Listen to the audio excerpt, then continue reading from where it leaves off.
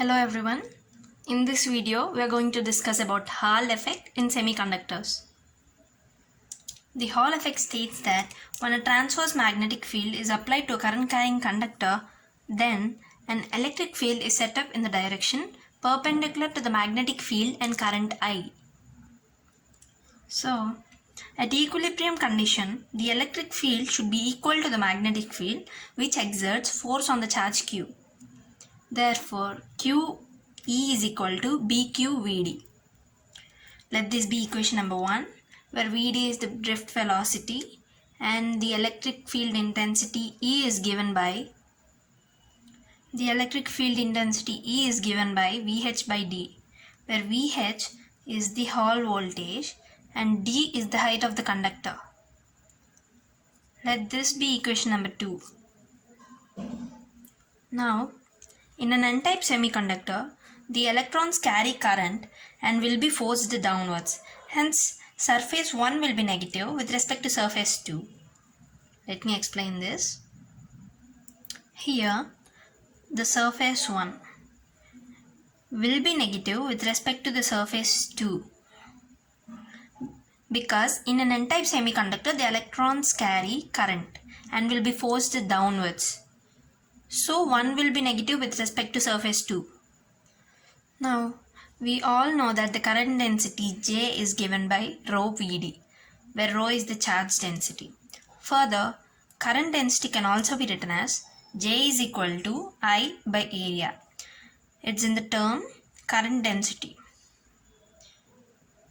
Current I per area, I by dW. Let this be equation number 4. Where W is the width of the conductor, and from equation 2, E is equal to VH by D. We get VH is equal to E into D. Let this be equation number 5. And from equation 5 and 1, we get here in equation 1 we have QE is equal to BQ into VD. From this we get E is equal to BQ VD by Q. So QQ gets cancelled and we get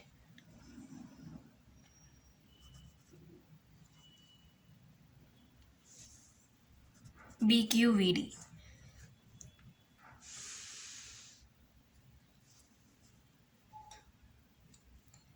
VH is equal to E into D, right? From fifth equation. So from 1 we got E is equal to B into VD. So BVD into D. So from equation 3 we get, let's go to equation 3. J is equal to rho VD.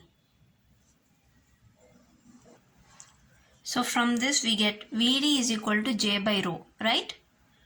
Substituting the value of VD, here we get VH is equal to B VD. In place of VD we have J by rho. VH is equal to B D, and in the place of VD we have J by rho, right? This is the value of VH for now.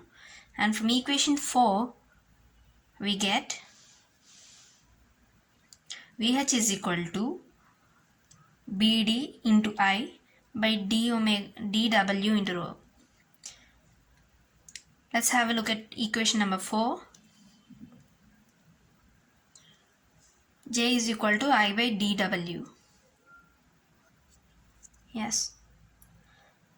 J is equal to I by dW.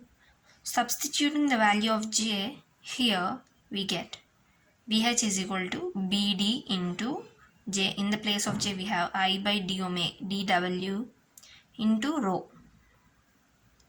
That's it. This is equal to BI by W rho.